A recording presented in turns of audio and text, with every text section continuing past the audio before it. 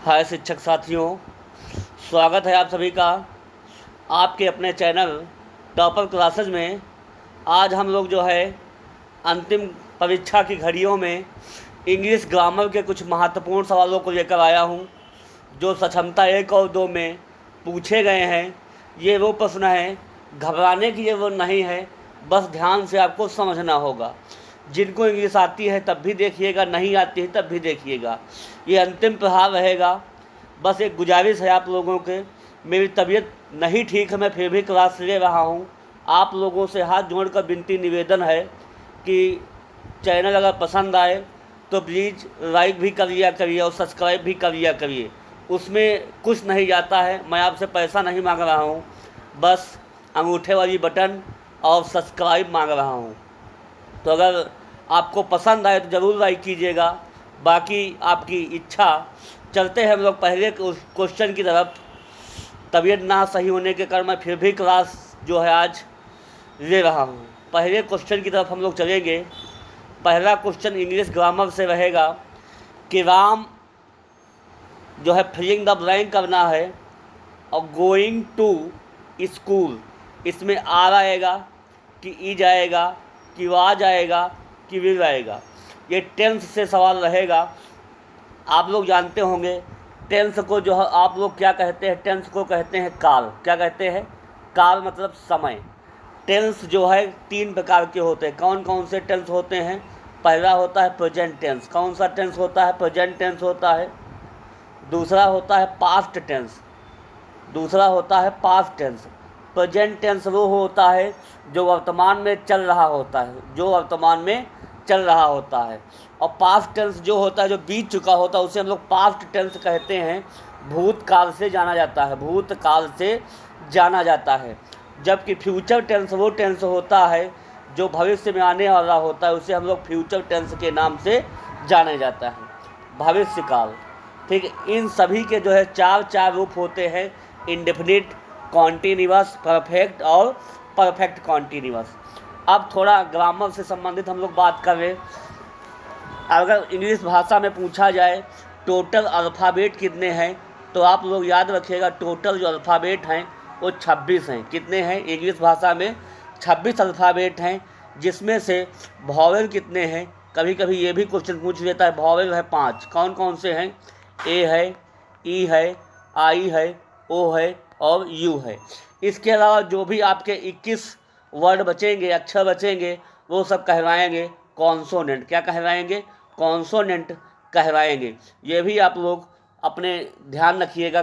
कौन क्वेश्चन आ जाएगा कोई भरोसा नहीं है। सरल है पर एग्ज़ाम में पूछा जा सकता है। इंग्लिश बहुत कठिन नहीं आएगी, घबराने की ज़रूरत नहीं है, बस बेसिक आपको कॉन्सेप्ट पता होना चाहिए। तो इसमें जो है Ram filling the blank going to school, तो जो है इसमें कौन सी हेल्पिंग वर्ब होगी आप लोग बताइएगा। राम जो है सिंगुलर है। क्या है? राम है सिंगुलर। अब यहाँ से पहचानिए कि गोइंग लगा है, आईएनजी फॉर्म है, और आईएनजी फॉर्म में कौन सा टेंस है? Present continuous tense. कौन सा टेंस है? प्रेजेंट कॉन्टीन्यूअस टेंस है। इसके साथ आर नहीं आएगा। वाज पास्ट में जाता है, विल फ्यूचर में जाता है, तो इसके साथ हो जाएगा Ram is going to school. Option number इसका बी सही जवाब हो जाएगा। ये जो है present tense, present continuous tense का जो है उदाहरण है। अगर पास्ट कॉन्टीन्यूअस होता तो वाज लगता। समझ में आ गया होगा। अगले क्वेश्चन पे हम लोग चलेंगे। देखिए, घबराने की कोई ज़रूरत नहीं, इंग्लिश भी आएगी, बहुत टफ नहीं आती है, बस आपको थोड़ा ध्यान देने की ज़रूरत है। अगला है the chief guest with his wife.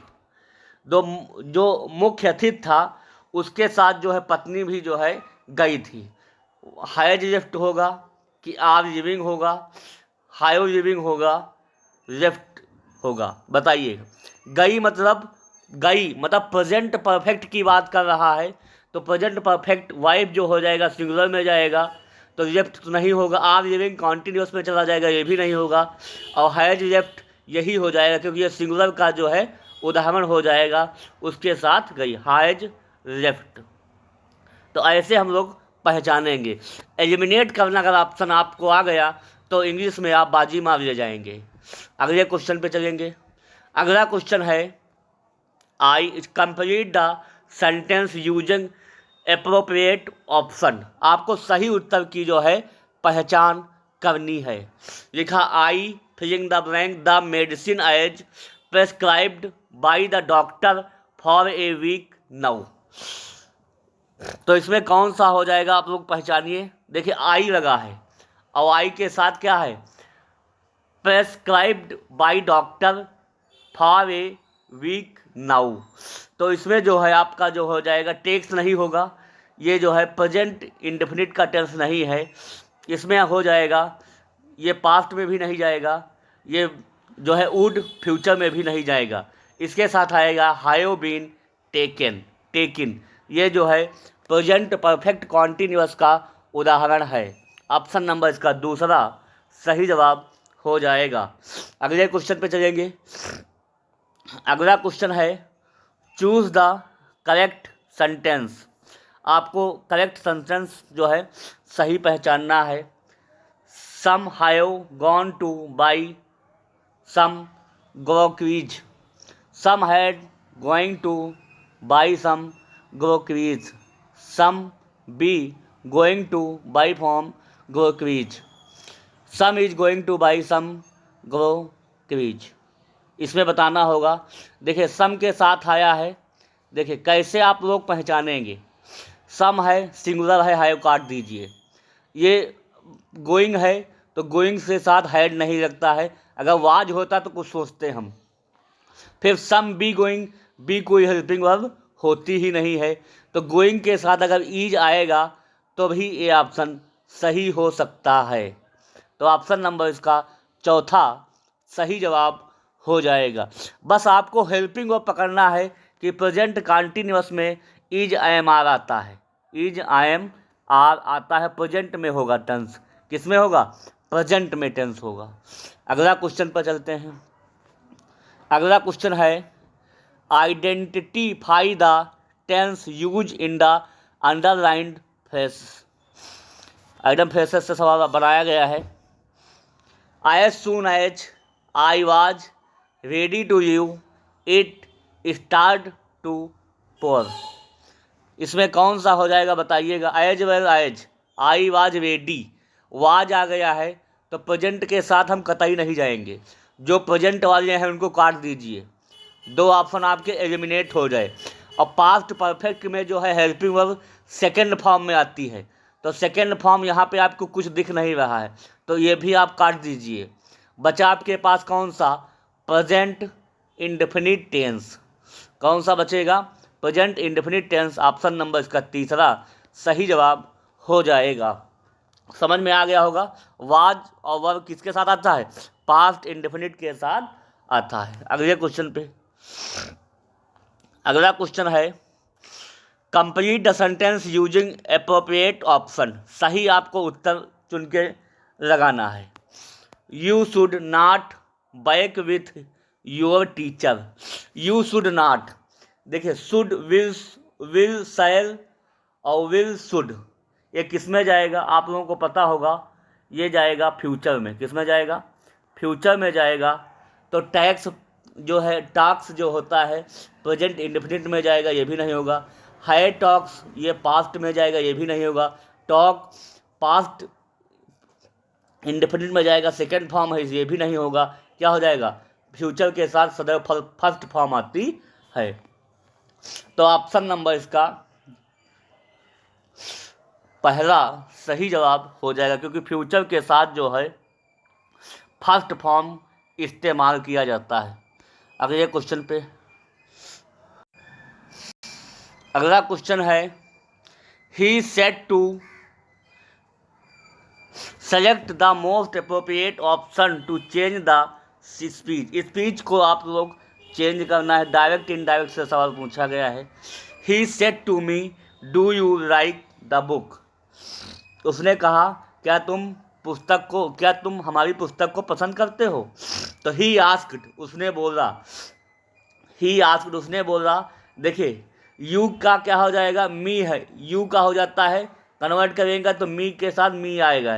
If I आई के साथ सदैव थर्ड फॉर्म लगाई जाती है। तो राइट की थर्ड फॉर्म क्या हो जाएगी?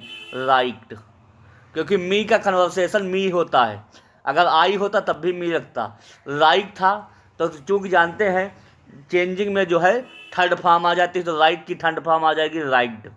तो मी राइट ऑप्शन नंबर इसका चौथा सही जवाब हो जाएगा। सदैव आप लोग याद रखिएगा डायरेक्ट इनडायरेक्ट में जो है वर्ब की थर्ड फॉर्म इस्तेमाल किया जाता है। अगले क्वेश्चन पे हम लोग बढ़ेंगे।